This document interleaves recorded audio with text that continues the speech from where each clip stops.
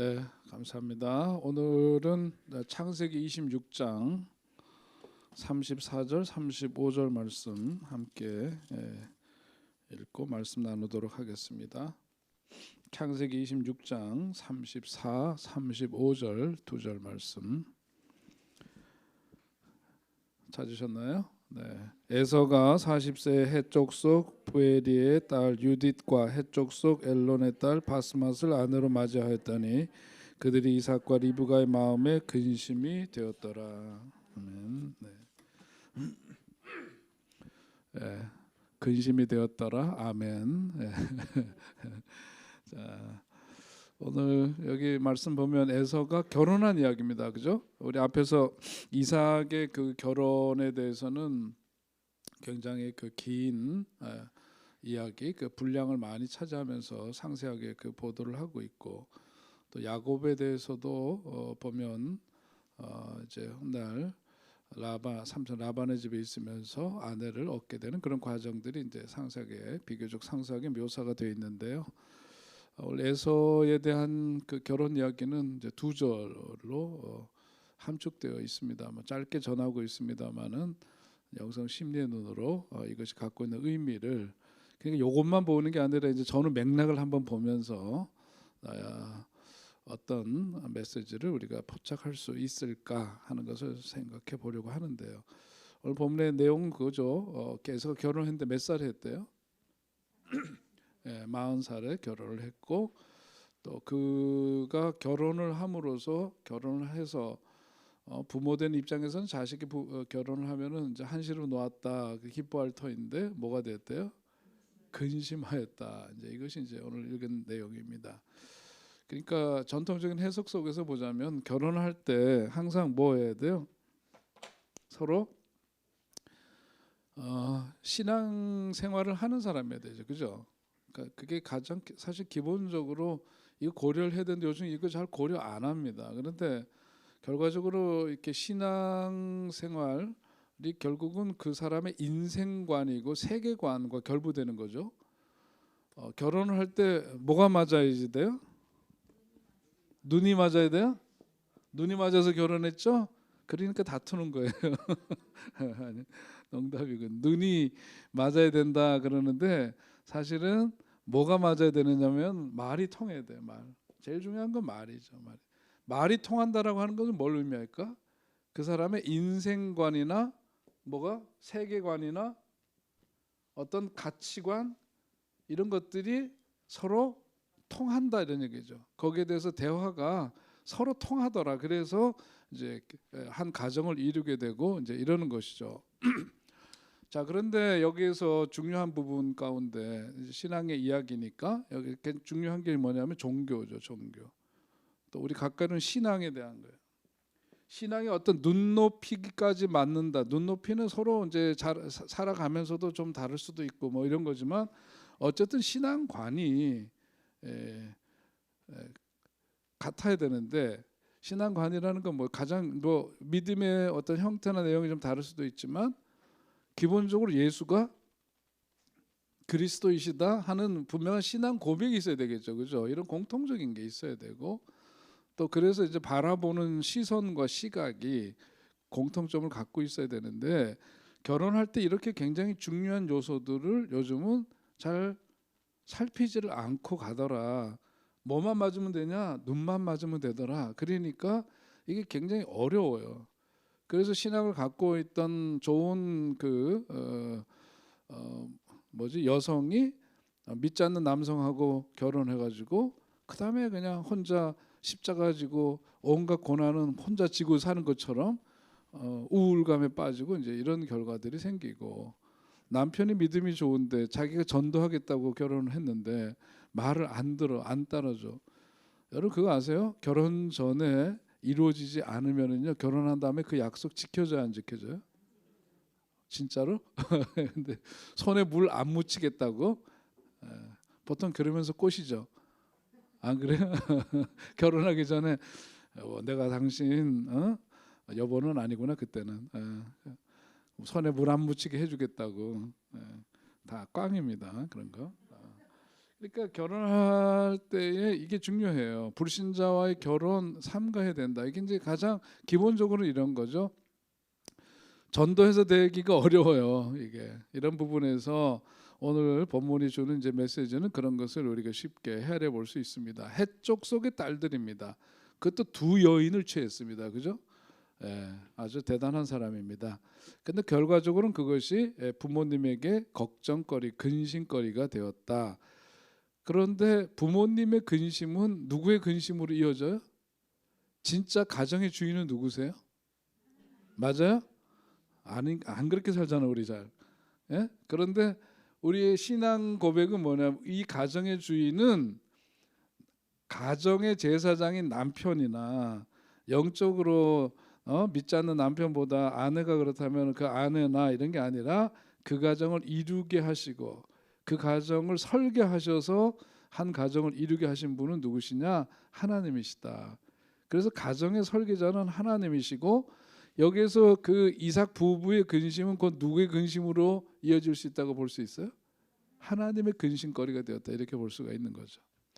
자, 그다음에 또 한편으로 자녀의 잘못에는 부모의 책임이 크다는 거죠. 이런 결과는 에서가 40살이나 돼서야 결혼을 했어. 지금 시대에 뭐 40살 it's okay. 그죠? 그런데 그 시대에 이런 족장 시대에 40살 결혼은 그거는 뭐 굉장히 늦은 결혼이죠. 안 가려다가 겨우 간 것 같아. 근데다가 결혼했는데 이방 여인하고 또 둘이나 그렇게 취했다. 여기에는 자녀의 분명한 잘못이 있어서 부모의 근심이 되겠지만 부모의 잘못도 있더라. 왜 이제 오늘 살펴보려고 하는 것이 이제 그건데 왜 이제 이런 결과를 에서가 초래했느냐를 생각해 보면 부모에 대한 뭔가가 지금 특별히 아버지보다는 대개 이제 이런 부분에서는 이제 어머니 영향이 크단 말이에요.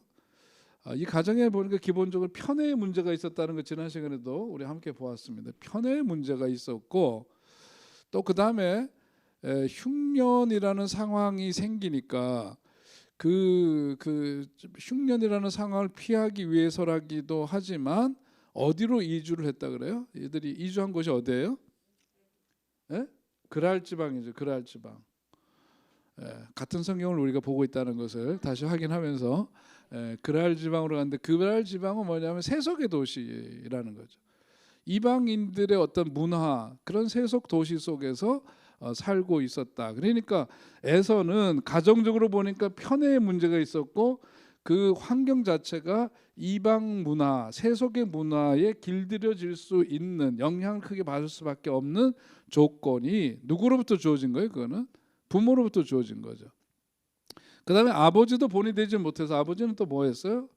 자기 와이프를 아내를 아내라고 한 게 아니라 아내를 누이라고 하는 이제 그런 거짓말 이런 것들이 가정에서 보자면은 본이 되지 못했던 그런 요소들이 있었다 그렇게 볼 수 있습니다. 이 부모의 책임에 대한 문제도 있는 거고 그 다음에 세 번째는 뭐냐면 성경에서 자녀는 부모를 어떻게 알아요? 내 부모를 공경하라. 에베소서에 나와 있는 말씀도 그렇거니와 우리가 이제 구약에서도 가장 기본적으로 출애굽의 역사에서 주신 그 뭐에 십계명 가장 기본적인 삶의 도리를 얘기할 때 거기서도 뭘 얘기를 합니까? 거기서도 부모 공경에 대한 거 얘기하죠, 그죠? 자, 근데 자녀는 부모를 근심케 해서는 안 된다 하는 점 그런 부분도 오늘 이제 이 메시지 짧은 두 구절이지만 그 속에서 우리가 그 메시지를 포착할 수가 있습니다. 자, 이런 가운데서 오늘 이제 에서가 이런 이제 그 결혼을 하는 데 있어서 이런 결과를 자기 스스로가 만들어낸 이것이 왜 그런가 하는 것을 우리가 한번 어떤 역사 심리의 눈으로 한번 살펴보는데 물론 이것은 뭐냐면 심리학적으로 이렇게 해석을 하는 거죠. 그게 해석이라고 하는 것은 뭐예요? 그건 절대적 진리가 아닙니다. 그죠? 이런 시각에서 조명해 볼 수 있다. 이제 이런 거니까 그런 이해를 가지고 본문을 보시면 좋겠는데 자 오늘 여기에 보니까 에서가 결혼 상대자를 택한 것이 결국 부모가 원하는 사람이 아니었다라고 하는 것이 이제 가장 중요한 부분인데, 이 배경은 그럼 뭐냐? 에서가 어떤 선택을 할 때 이 선택이라고 하는 것이 뭐냐면 다분히 그 속에는 어머니 리브가에 대한 감정이 풀리지 않아서 그런 것이라고 볼 수 있는 거죠. 그러니까 아무리 나이가 많아도 자기 부모와 형성된 어떤 그 어긋난 관계, 이런 것들이 뭐냐면 부모와의 관계 속에서 어긋난 관계는 계속해서 그가 성장하고 앞으로 살아가면서 잘못된 어떤 선택 혹은 잘못됐다라고 미숙한 선택을 할 가능성이 상당히 많다는 거죠. 왜냐하면 그 뭐냐면 우리가 잘할 때 우리 뭐 항상 여러 번 얘기했지만 그 사람의 어떤 성격, 인품, 캐릭터 자체가 언제 형성돼? 어렸을 때부터, 그죠? 가장 어렸을 때 애착 관계에서부터 그거 형성된다는 얘기 수도 없이 했는데, 그러니까 여기에서 편애라고 하는 가장 결정적으로 특별히 엄마의 사랑이 절대적으로 필요한데, 엄마의 사랑을 상대적으로 동생보다 얻지 못한 채로 살아왔던 이것이 소위 말해서 이 어긋난 관계죠. 그것이 계속해서 그의 삶에 뭔가를 선택해야 될 때, 일단 이제 그 셀렉티브 어떤 선택적인 그런 우리는 선택하는 존재인데, 여기에서 어떤 미숙한 선택을 계속해서 하는 그 뿌리가 되고 있었다라고 볼 수 있다는 거죠. 자, 그런 점에서 보면 위니컷이라고 하는 심리학자가 있어요. 위니컷은 그 초기 아동 어린아이들 그 초기 단계, 아이들 어렸을 때의 그 초기 단계에서 어머니와의 그 관계가 굉장히 중요하다는 거 아무리 강조해도 지나침이 없는데, 여기서 그가 얘기하고 있는 것은 위니컷은 세 단계로 얘기합니다. 세 단계로 얘기하는데, 첫째는 뭐냐면 절대적 의존기다. 태어나면서부터 한 살, 그때는 전적으로 어머니에 의존하지 않으면 안 되죠. 엄마에게 절대적인 의존을 하다 보니까 어떻게 되죠? 엄마가 가진 정서적인 문제가 아이한테 그대로 옮겨진, 여과 없이 그대로 옮겨진다는 거죠. 이 절대적 의존기 때에 일어나는 일이에요. 여기에서 가장 중요한 것은 이 엄마는 이런 점에서 절대적 그 의존기 때는 엄마가 어떻게 해줘야 되느냐? 충분히. 그래서 누가 그랬더라? 위니컷이 아니라 enough mother, 충분한 엄마, 애정을 충분히 주는, enough라는 게 충분하다는 거니까요. 충분한 사랑을 주면서 이 절대적 의존기 때는 그러면서 뭘 주느냐면 안정감을 주는 거예요. 안정감, secure하다고 얘기를 합니다. 그래서 우리 제가 필리핀 가니까 그 백화점, 은행 이런 데 다 총 들고 서 있더라고요. 시큐리티 가드라 그러죠. 안전을 해서 총 들고 지키는. 그러니까 이 아이는 뭐냐면 이런 절대적 의존기에는 엄마로부터 이 안정감을 확인할 수 있어야 돼. 이게 가장 중요해요. 그래야만 이제 아기가 자기가 갖고 있는 열등한 신체적인 조건, 그죠? 태어나서 자기가 뭔가를 해낼 수 있는 능력이 전혀 없죠. 이런 열등한 신체적인 조건을 의식하지 않고 건강하게 성장하는 거예요. 그래서 절대적 의존기 때는 엄마로부터 충분한 사랑을 받고 그 속에서 안정감을 누려야 된다. 두 번째는 상대적 의존기입니다. 상대적 의존기는 1살서부터 3살까지예요. 1세에서부터 3세까지인데, 여기 이 기간 동안에는 어느 정도 이제 근육 조직이 좀 능숙해지죠. 혼자 그리고 이제 옹알이 하다가 말문이 터지게 되고 이제 이런 게 이루어지는 때입니다. 그러면서 이제 말썽을 슬슬 피우기 시작하죠. 그래서 미운 몇 살? 4살? 미운 3살이죠. 맞아요? 미운 3살이 그 상대적 의존계예요. 여기서부터 나도 할 수 있다는 거지. 그러면서 점점 이제 말썽도 피우고 이러면서 지적으로 정서적으로 성장해 가는 단계. 요것이 이제 두 번째 상대적 의존기고, 세 번째 이건 이제 어린아이와 엄마의 관계 초기 단계를 얘기하는 겁니다. 성인이 돼서 얘기가 아니고 어렸을 때 얘기해요. 세 번째 단계가 뭐냐면 독립을 향한 시기예요. 독립을 향한 이 시기는 그때 이제 아기는 나름대로 뭔가를 시도하려고 하죠. 그래서 이제 부모하고 힘겨루기도 하고, 근데 아빠는 맨날 애를 또 이겨 먹어. 그러면 애가 어떨까요? 오늘 화난 건 아니죠. 아침부터 화난 건 아니죠. 부모와 아이들이 힘겨루기를 하고, 또 그러면서 요때 중요한 게 뭐냐면 또래 관계가 형성이 돼. 또래 관계. 친구들이 여기서 이제 형성되면서 이 시기에 아이들이 인지적 어떤 사회적 행동 준거를 부모는 제공하고, 그러면서 여기서 주의해야 될 것은 뭐냐면 지나친 개입은 안 된다 이거죠. 이때서부터는 점점 독립을 향해서 점점 그 생활의 바운더리가 넓어지는 거예요. 근데 여기에 대해서 다 통제를 해. 엄마가 나가서 노는 거, 친구 만나는 거 일일이 모든 걸 다 간섭하고, 그러면 아이가 어떻게 되냐면 개별화되지 못한단 말이에요. 부모와의 관계에서, 특별히 엄마의 관계에서 완전히 거기에 그 의존적인 것에서부터 탈피를 하지 못한다는 거죠.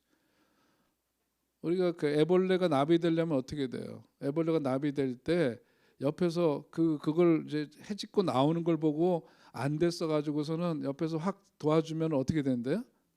그 나비 죽는데요. 날지는 못하고 죽는데요. 기를 쓰고 이걸 벗기고 나와야 돼. 벗기고 나와야만 날개짓을 하면서 창공을 날 수 있는 나비가 될 수 있다 하는 것처럼, 부모는 개입을 하지 않고 그것을 옆에서 보호해주고 그렇게 해야 되는데, 이렇게 개입을 하게 되면 성장하지 못한 채 반항하 내지는 미숙아로 남을 가능성이 상당히 높아진다 그런 거예요. 그러니까 사랑이라고 해서 무조건 다 해주는 게 사랑 아니다. 아이는 어떤 이런 그 성장의 단계, 발달 단계에 따라서 거기에 맞는 적절한 그 뭐랄까 돌봄이 필요한 거죠. 그래서 부모도 뭐가 되어야 되느냐, 프로가, 엄마도 특별히 프로가 되어야 한다는 얘기가 그래서 하는 얘기죠. 자, 오늘 여기 이제 에서의 이야기 다시 돌아보면, 에서는 여기에서 이게 간단한 문제가 아니라는 거죠. 어렸을 때 이 편애라고 하는 것은 여기에서 일어났어야 될 일들이 어떻게 결여되었다는 거죠.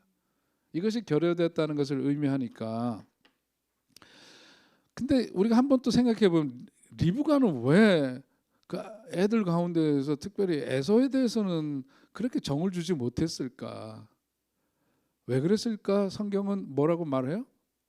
안 말해요. 그죠? 몰라요. 그러니까 모르는 채로 둬야 되건 어쩔 수 없고 그냥 의문으로 남습니다만은, 우리가 여기서 하여튼 확인할 수 있는 것은 에서에게 엄마가 편애를, 그러니까 야곱을 편애를 해가지고 에서에게 사랑을 주지 못했다라고 하는 거고, 이것은 어떤 여기에서 발생되는 충분한 의존기를 자랐으면서 겪어야 되는, 절대적이든 상대적이든 독립을 행해 나가는 그런 과정이든, 이것이 어쨌든 의존적 관계 속에서 이루어지는 일들인데, 여기에서 그런 것이 충분히 이루어지지 못했다.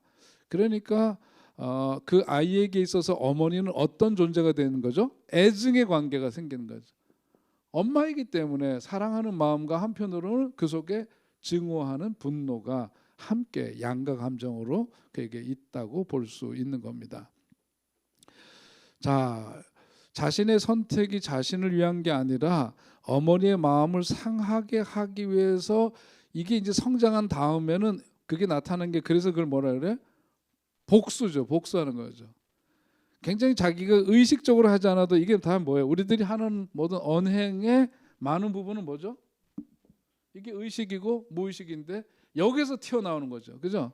여기서 튀어나오는 거예요. 자기가 의도했던 건 아니라고 말하지만은 사실은 이 속에 내재해 있었던 무의식 속에서의 결과가 그렇게 나타나는 건데, 그 실체는 분명히 이런 이론 속에서 보자면은 에서는 엄마에 대한 분명한 애정과 더 깊이 어떤 점에서는 분노를 갖고 있었다.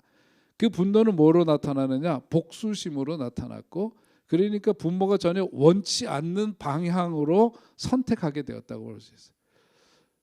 여러분 주변에서 한번 생각해 보십시오. 그죠?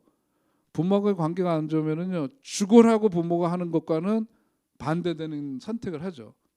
청개구리 맞아요? 그런 일들이 있어요. 자기 얘기는 물론 아니겠죠. 이렇게 보면 이런 게 뭐냐면 우리는 현상만 보지만 그 내면을 들여다보면 어떤 역사가 그런 결과를 초래했는지를 살펴볼 필요가 있다는 거예요. 건강한 마음을 갖고 사는 게 참 중요한데 우리가 왜 이렇게 건강한 마음을 갖는 것이 어렵냐 하면은 그게 결국은 여기서 말하는 게 뭐죠? 엄마의 관계라는 게 이걸 뭐 무슨 이론이라 그랬어요? 그 전에 대상 관계 이론이라 그랬죠? 맞아요? 네, 대상 관계 이론 대상입니다. 대상 상대방 그 대상인데 그 대상 자기 대상 욕구에 어떤 문제가 생겼기 때문인데 자 아이들은 기본적으로 어떠냐면은 유아기 때는 자기 스스로가 뭔가 해결 능력이 전혀 없기 때문에 의존적일 수밖에 없다고 말씀드렸죠. 근데 그러니까 뭐냐면 강력하고 튼튼한 부모하고 자기 자신이 뭐냐 합병을 해야 된단 말이에요. 그죠? 그래야만 자기가 안전하고 어떤 외부의 위험이나 곤란한 문제로부터 자기가 뭐 받을 수 있어? 보호받을 수 있는 거죠. 예, 바로 그거예요. 그렇기 때문에 차츰 어떤 이런 부모의 기능, 자기를 보호해주는 이런 기능들이 시간이 점차 지나가면서 자기도 몸도 성장하고 모든 것이 이제 변해가죠.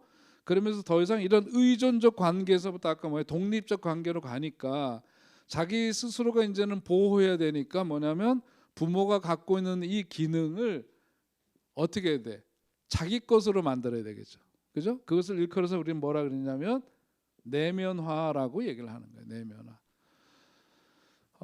그 부모의 어떤 기능 그런 그 자기를 보호했던 역할들 이런 것들을 자기 자신의 사고와 자기 삶과 그걸 병합시키는 거예요. 병합시켜서 자기 걸로 재구성하는 거죠.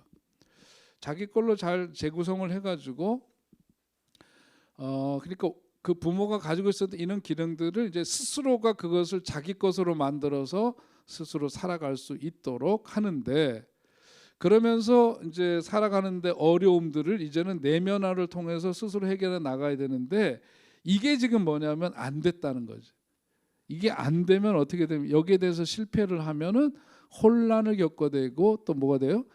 불안감이 들어오겠죠. 불안하겠지. 보호받음 속에 있어야 되는데 이게 안 되고 자기가 그것을 취하지 못했으니까 불안에 빠지게 될 수밖에 없다. 그러니까 이게 유아기 때 이러면서 이게 제대로 안 이루어지니까 이 불안을 해소를 해야 되잖아요. 그죠? 이 불안감을 해소하기 위해서는 어떻게 될까요? 보다 강력한 자기 대상을 찾아야 돼. 네? 그 자기 대상을 외부에서 찾아야 되죠. 그래서 나타나는 현상이 뭐냐면 독재자를 따르는 거예요. 사람들이.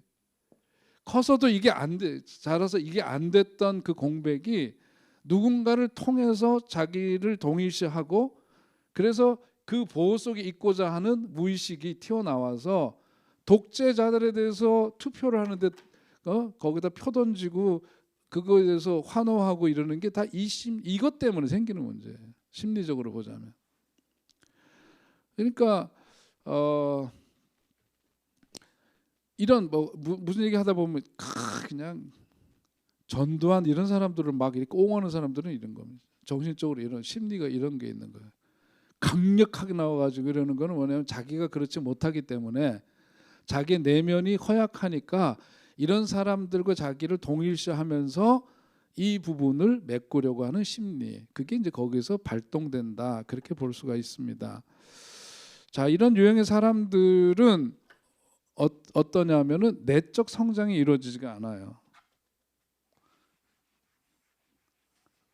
그러니까 죄송한 표현이지만 이런 사람들은 자기가 자기의 삶을 살지 못해. 그러니까 이런 거 있잖아요. 옛날 군복 입고 나이가 지금 70, 80이 넘었는데도 군기가 바짝 들어서 예? 옛날 그 베테랑 앞에서 아니 지금 나이가 80이 됐는데도 옛날 20대에 겁먹고 상관한테 쫄아가지고 경례 붙이고 군기 서 있던 그게 그대로 광화문에서 이렇게 그런 거예요.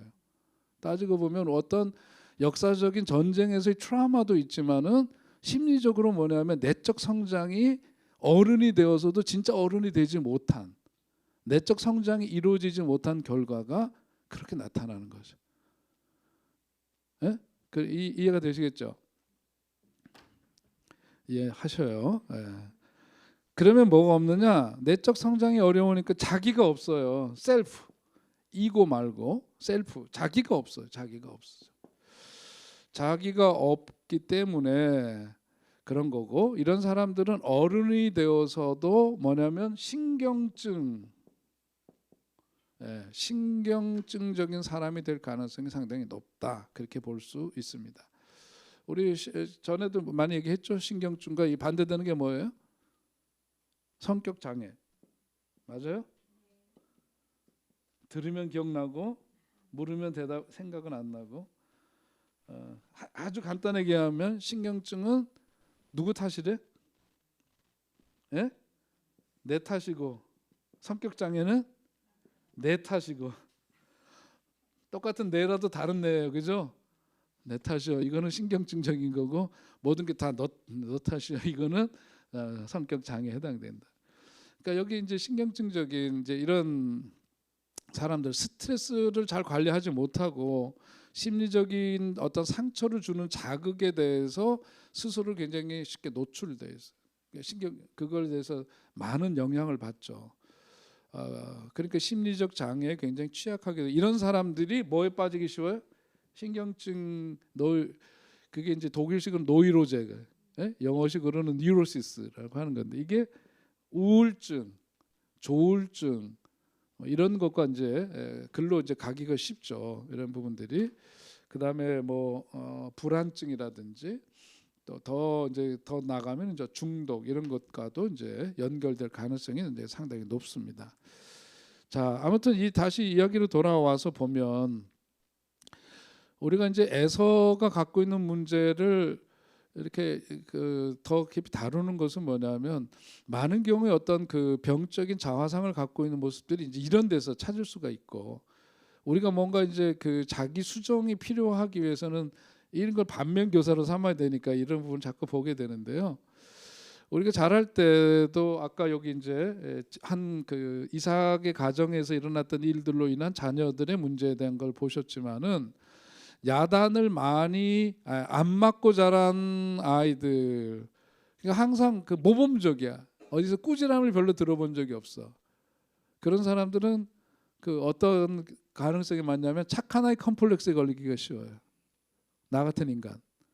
예. 그러니까 어렸을 때 그랬거든. 한 선생님한테 맨날 칭찬받고 어디 가서 뭐 이렇게 지적당한 적이 없어. 그러니까 이게 커서도 제가 부목사 시절에 말이에요.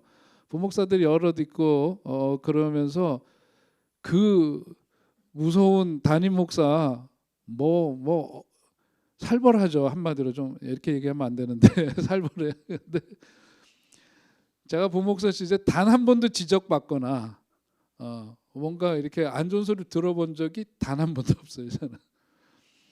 제가 그 특수부대 출신이잖아요. 특수부대 훈련을 받기 위해서 4주 동안 특수훈련을 받으러 갔거든요. 부대에 있는 아이들 내 옆에 이제 서울대 해양학과 다니던 애가 있었고 우리 동네에 그 소대에 같이들 있는데 저녁만 되면은 이 내무 반장이 완전 사이코야. 애들 뭐 막 이렇게 암기한 거 막 시키잖아요. 암기한 거 시켜가지고 애들이 갑자기 하루 종일 낮에 훈련 받다가 언제 암기해서 저녁 때 시험 보는데 줄줄 나와. 맨날 터져. 서울대 난 놈도 별로 없어. 별거 없어요. 그냥 암송해야 되는데 암송이 안 나오잖아. 떠든거리면 엎드려 뻗쳐놓고 발로 차면은요 몸이 붕붕 떠요. 제가 이 특수부대 출신이에요. 제가. 유일하게 그 소대에서 단 한 번도 지적받지 않은 사람이었잖아요. 내가 자랑 삼아 하는 얘기 같아요. 이게 내 문제였다는 거죠. 이게. 이게 뭐냐면 저는 이걸 깨닫는 데 시간이 많이 걸렸어요. 내가 어떤 컴플렉스를 갖고 있는 사람인가. 그러니까 뭐냐면 항상 힘들죠. 항상 남들보다 앞서가야 되고 지적당하지 않으려면 신경을 써야 될 게 너무 많아. 그죠? 그래요. 이게 지적당하지 않으려면은 굉장히 많이 머리를 쓰고요. 이게 많이 해야 됩니다. 이게. 근데 이게 사실은 그렇게 안 살아야 되는 거거든. 이런 부분이 있고 야단을 많이 맞고 자란 아이들이 되게 이제 신경증 뉴로시스 이렇게 되는 거죠. 그러니까 수동적인 공격성 성격 장애라고 하는 게 있는데 대들지는 못하면서 말을 안 듣는 아이들이 있어요. 예. 그래서 성격 장애는 뭐냐면 일종의 우리가 이제 어, 이렇게 비교하죠. 성격 장애는 우리가 데모를 하면 스트라이크를 일으킨다 그러잖아요. 직장에서 데모하고 노동자 파업을 하죠. 파업은 스트라이크예요, 그죠? 사보타주는 뭐예요? 예? 사보타주는 뭐죠? 직장 다니시는 분들 이런 거 알아야 돼요. 스트라이크는 뭐냐면 파업을 하면 그냥 딱 하던 일 멈추고 안 하는 거죠. 그리고서는 대립각을 세우는 거고, 사보타주는 뭐냐면은 게으름 피면서 일을 안 하는 거예요. 설렁설렁거리면서 완전히 공장이 중단된 것도 아니야. 돌아가긴 하는데 일들을 안 해. 예? 그러면서 설렁설렁하면서 태업이라고 하는 거죠. 사보타주가 태업이고 이건 파업이고. 그런데 신경증은 뭐냐면 뭐에 해당될까요? 태업에 해당돼. 태업에 해당된다고. 그러니까 사람 속을 누가 더 뒤집을 것 같아요? 앞쪽이 밑쪽이야. 요거. 여기는 한 판 붙으면 돼요. 야, 이거 한 판 그냥 세게 붙고 나면은 이게 결판이 나는데 이거는 안 그래. 질질 끌면서 이거는 속을 완전히 그냥 후벼 파가지고 뒤집어가지고 엎어놔요. 자식놈들 중에 그런 인간들이 있어요, 없어요? 말하지 마세요. 그런 거 살다 보면 다 있어요. 어떤 놈은 한 판 크게 붙고 나오면 그냥 깨끗해. 뒤끝이 없고 그냥 그렇게 해서 또 이렇게 넘어가고 그러는데 이거 그렇지 않은 놈들 이거 어렵죠. 자, 오늘 여기 이제 에서 얘기를 하면서 리브가가 이렇게 굉장히 남편과 더불어 속이 굉장히 상해서 근심거리가 되었는데 이게 결국은 뭐냐? 아까 쭉 길게 얘기했던 것에서 보자면은 그게 복수 형태였다는 거죠. 복수하기. 여러분 한풀이하고 복수하고 차이점이 뭘까요? 예? 복수는 뭐냐면 상대방을 공격하는 것으로 끝나요. 예. 자기 파괴적이면서 또한 타인을 파괴시키는 것이기도 해요. 그죠?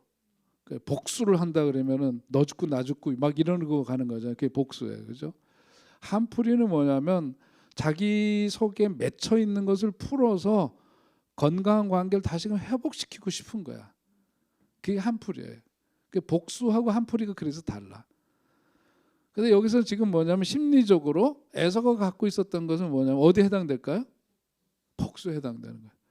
엄마가 자기에게 주었던 그런 상처와 그것을 안갚음하려는 거죠. 그러니까 거기에 대해서 부모가 원한 것과는 정반대 선택을 그것도 더블로 했잖아. 두 여자와 함께 했으니까 복수의 더블로 보여준 거죠. 자, 이런 오늘 에서의 결혼 이야기를 통해서 이런 점들을 보면서요. 우리에게는 이게 좀 어려운 얘기일 수도 있는데 프로이드가 한 얘기 가운데서 뭐가 있냐면은 에로스와 타나토스라고 하는 것이 있습니다. 할까 말까 했는데 한번 잠깐 그냥 이해를 해도 그만, 안 해도 그만인데요. 에로스 하면 뭐예요? 우리가 잘 아는데 에로스는 뭐죠? 사랑? 타나토스. 에로스는 보통 우리가 그냥 사랑이라고 이야기를 하는데 살아가는 생명, 삶과 사랑에 대한 충동 에너지를 에로스라고 하는 겁니다. 예? 정의를 내리면 소멸과 죽음에 대한 충동 에너지를 타나토스라고 얘기를 해요.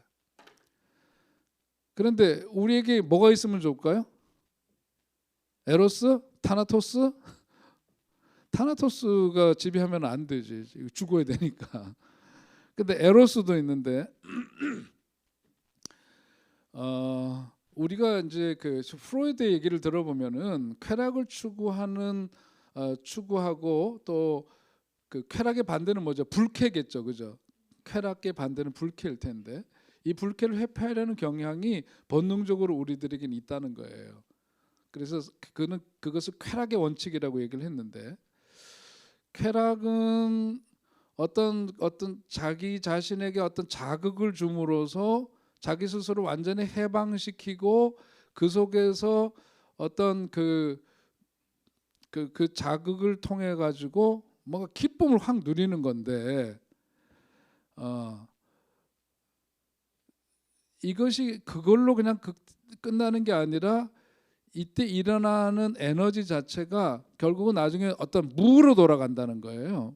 무로 돌아간다. 무로 돌아가는 그런 결과 한참 올랐던 그 기쁨과 쾌락이 완전히 다운되는 이 과정을 통해서 뭘 느끼는 쾌락을 느낀다는 거죠. 이 과정을 통해서. 근데 이 끝은 뭐냐면 죽음이라는 거야. 그래서 사랑의 쾌락은 죽음을 향한 충동과 함께 묶여 있대요. 그게 프로이드가 한 얘기예요. 좀 어렵죠. 그래서 이게 이제 쉽게 얘기하면 이런 겁니다. 그 옛날에 왜 그거 있잖아요. 그 윤심덕이 부른 사해찬미라고 아세요? 그 좀 청승 맞죠? 그 들으면 뭔가 이렇게 울적하고 그러잖아요. 근데 그 윤심덕이 어떻게 됐어요? 자살했죠. 누구랑? 작가였던 김우진하고 사랑에 빠진 유부남이었거든요. 그래가지고 윤심덕이 이루어질 수 없는 사랑에 그래서 현해탄에서 몸을 던져 죽어요. 그러니까 요게 이제 우리 속에는 에로스와 타나토스 요것이 함께 공존하는데 이것이 함께 있을 때 건강한 사람이라고 얘기를 한대. 어려워 이거는 사실 좀. 에로스와 타나토스가 균형을 잡아야 건강한 사람이 된다. 그런 얘기를 하면서 에서 같은 경우에는 우리가 이런 균형, 생명과 죽음, 요 양가적인 게 같이 늘 공존하는데 에서 같은 경우에는 에로스와 타나토스 중에서 어느 쪽으로 더 기울어졌을까요? 이쪽으로 더 기울어져 있었다. 그거죠. 그 얘기 이제 프로이드 관점에서 보자면 이렇게 이런 점을 해석할 수가 있어요. 그러니까 에서가 부모의 뜻과는 거스리는 그런 선택을 한 이유는 복수심과 더불어서 그동안의 과정 자라면서 부모로부터 칭찬과 인정을 받지 못했고 그러니까 이런 부분에서 역동이 어느 쪽으로 쏠리게 되는 이런 쪽으로 쏠리게 돼서 파괴적인 그래서 오늘 여러분 갖고 계신 교재에서 그 제목이 뭐예요? 파괴적인 인생. 예? 파괴적인 인생이라고 돼요. 파괴적인 인생 그것이 에서의 삶이었구나 그렇게 볼 수 있습니다. 자, 그러니까 우리가 이제 살아가면서 어머니로부터 특별히 뭘 얻어야 되는 자신감을 얻고 살아야 돼. 어머니로부터 자신감을 얻고 살아야 되는데 그렇지 못하면은 어떤 달성 욕구와 실패 회피 욕구가 있는데 그런 실패 회피 그 욕구 그건 뭐냐 실패를 회피하려고 하는 욕구니까 뭐죠? 뭘 택하게 될까? 안전한 걸 항상 택하게 되겠지. 안전한 길로만 가고 싶은 욕구를 보이게 되고 실패를 두려워하게 된다는 거예요. 그러니까 그런 사람 중에 보면 목표를 아예 높이 잡거나 아예 낮게 잡는 그런 사람들이 있어요. 그러니까 예를 들면 쟤는 성적이 도무지 거기에 갈 애가 아닌데 맨날 서울대 시험만 쳐. 어디 가서 쳐? 자기는 지금 보면 점수가 저 밑에 있는데도 자기는 뭐 했대? 서울대 시험 봤다는 것만 남기는 거예요. 그러니까 자기 그 욕구 자체를 높이 잡아요. 실현되지 않지만 그렇게 잡아요. 그러면서 자기 안에 있는 컴플렉스를 보지 않는 거죠. 그 사람은 또 반대로 너무 낮은 목표를 잡아요. 그게 누구냐면 오늘 보니까 누구지? 에서인 거예요. 에서는 자기가 상대해야 될 어떤 그 신앙도 그렇고 여러 가지로 그 족장의 자녀잖아, 그죠? 그래서 거기에 맞는 적절한 대상을 찾았어야 되는데 그게 아니라 전혀 해적속 브루스족속 뭐 나오죠, 우리 출애굽기에 보면. 거기서 완전 변방에 있는 이상한 여자들을 데리고 온 거예요. 그러니까 전혀 여기서 보자면 눈높이가 안 맞는 사람을 데려온 거지. 이유는 뭘까? 거기에 가면 그런 사람, 그런 집안에 결혼하면 어떻게 될까요? 대우를 받겠지. 가면 와, 이런 사람이 우리 사위가 되었네. 예. 거기서 환영받고 대우받고 이런 것을 이제 노리는 거죠. 경쟁 관계 안에서는 자기 열등감이 드러나는 것이 두렵고 그리고 그런 점에서 보자면은 리브가는 에서를 어떤 점에서는 그냥 편애해서 사랑을 주지 않은 게 아니라 굉장히 힘들게 했을 거예요. 힘들게 했을 거예요. 그래서 우리가 가끔 신문에 보는 나오는 것 가운데 하나가 이제 존속 살인 나오죠. 아이가 부모를 죽인 경우. 저랑 같이 박사과정에서 공부했던 분 중에 나이가 고등학교 선생님 하다가 나중에 이제 오신 박순 박사라고 있어요. 그 저랑 이제 같이 공부를 했었는데 그분이 쓴 논문이 뭐였느냐면은 8년 동안 자기 그 부모님을 살해해서 토막 살인을 저지른 그 애가 있어요. 명문대 출신이에요. 소위 말해서 이 아이를 8년 동안 인터뷰를 했어요.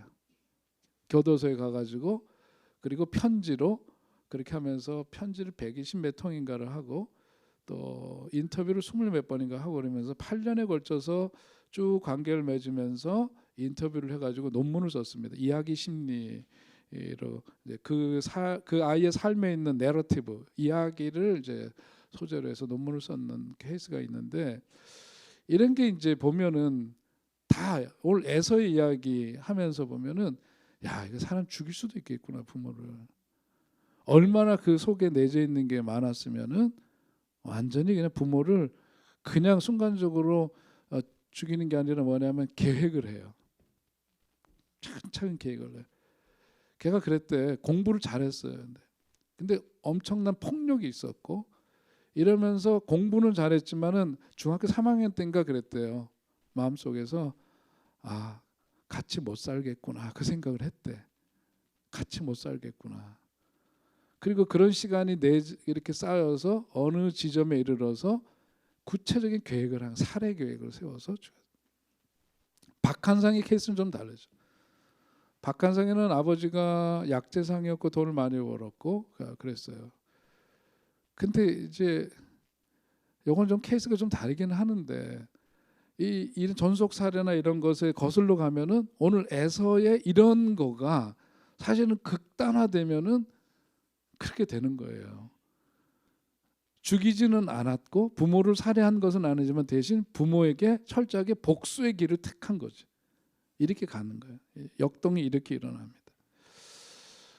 그러니까 부모의 어떤 불안감 이런 거가 어떻게 아이들한테 그대로 전이가 됩니다. 그러니까 뭐 어떻게 되죠? 자기의 불안감이 아이들한테 전이가 되면 어떻게 나타나요? 애들을 들볶죠. 애들을 들볶아요. 들볶는 행동으로 표출이 됩니다. 그러니까 아이들은 끊임없이 거기에 이제 시달리고 그러다 보면은 이런 병리적인 것들이 쌓여서 어느 순간 티핑 포인트라 그러죠. 임계점이 있어요. 임계점. 물이 끓는 어떤 그 지점이 있죠. 몇 도에 끓어요?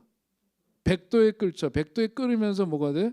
액체가 기체로 변화되죠. 티핑 포인트는 그거죠. 임계점에 이르듯이 내재 있었던 이런 여기에서 있었던 문제가 어느 순간에 폭발력을 갖게 되면은 이게 이제 큰 사고로 나타나게 되는 겁니다. 그러니까 참 무서운 얘기.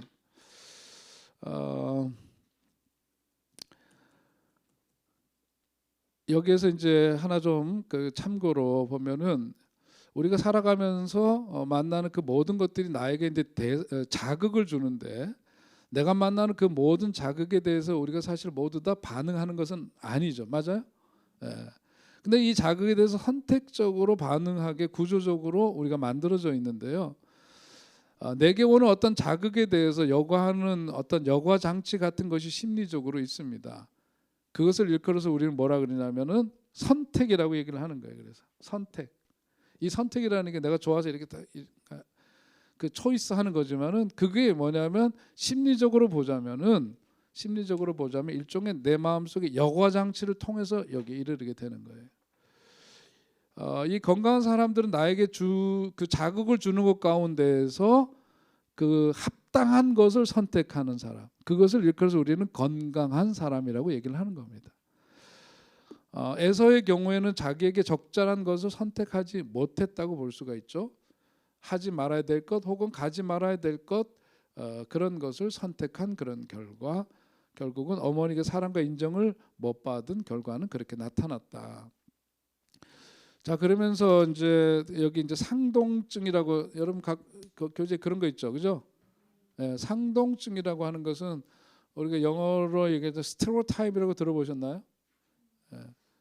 TYP인데 PY라고 돼 있네. 스테레오타입. 무의미한 말이나 행동을 끊임없이 반복하는 일종의 정신질환이라고 얘기를 하는데요. 그런 거 여러분도 보신 적이 아마 있으실 것 같아요, 그죠? 뭐가 이렇게 계속 무의미한데 행동을 막 반복하는 거 있죠, 그죠? 그런 거 상동증이라고 얘기를 하는데요. 이런 것이 이제 생활 속에서 보자면은 일상생활 속에서 늘 가던 곳만 갑니다.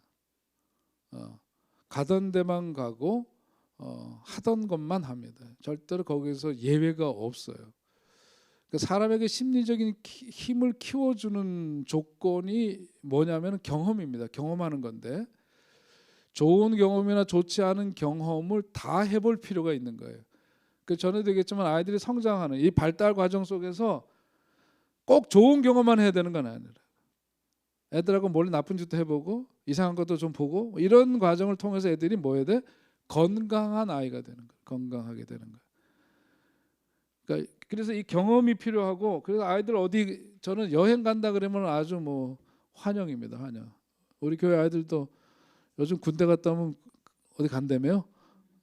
군대에서 월급 받아가지고 차곡차곡 모아가지고 다 저기 간대요. 갔다 오네. 최근에 누구? 정한이라고 드러나 보셨나? 나도 못 가본 이태리로 해서 어디 갔다 왔대? 이태리, 로마? 독일. 독일은 가봤다마는 부러워 죽겠어요, 애들. 근데 애들 이게 굉장히 중요한 겁니다. 경험. 이게 심리적인 힘을 키워주는 것이에요. 좋은 경험, 나쁜 경험 다 해봐야 돼. 그러니까 배낭여행 쌍수를 들어서 환영하고요. 군대 가는 거 엄청 좋은 기회입니다, 사실은. 국방의 의무 이거 언제 이거 없애고 모병제로 가나, 사실은 이제 그게 좋은 것이긴 하지만은 이렇게 저렇게나 하여튼 군대 갔다 오면은 애들이 달라지죠, 그죠? 애들 다 좋아져, 달라져요. 왜냐하면 원치 않는 게, 그 전에는 가던 곳, 자기가 좋아하는 것 이것만 했는데 군대 가면 선택이 자기에게 있지 않아. 주어진 거 해야 돼. 그래서 평소에 해볼 수 없었던 것을 해봐요. 그 경험들이 그 사람의 삶에 뭘 줘? 자극을 줘. 그리고 그 사람을 건강하게 만들어가는 거죠. 이런 게 필요해요. 여성들보다는 그런 점에서 우리나라 남성들 좋은 일종의 조건이라고 할 수 있죠.